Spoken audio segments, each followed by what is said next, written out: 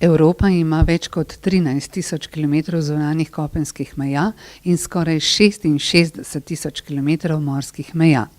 Da bi jih okrepili, bo parlament posodobil Evropsko agencijo za mejno in obalno stražo. Agencija naj bi do leta 2027 dobila 10.000 novih uslužbencev. Njihova naloga bo nadzorovanje meja, boj proti organiziranemu kriminalu in upravljanje z migracijami.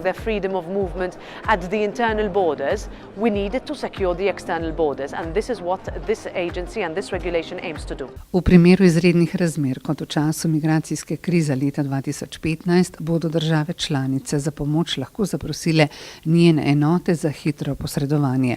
Novost uvedbe je uvedba uradnikov za spremljanje temeljnih pravic, ki bodo zagotavljali, da agencija spoštuje človekove pravice, še zlasti pri obravnavanju migrantov ali prosilcev za azil. You have to be fair with those who deserve protection, harsh with those who are preying on the vulnerable, and firm with those who are seeking to break the rules. Pri obravnavi kršiteljev pravil priseljevanja bo agencija podpirala vlade držav članic Evropske unije pri prepoznavanju nezakonitih migrantov, pridobivanju potrebnih potovalnih dokumentov in lajšanju njihovega vračanja.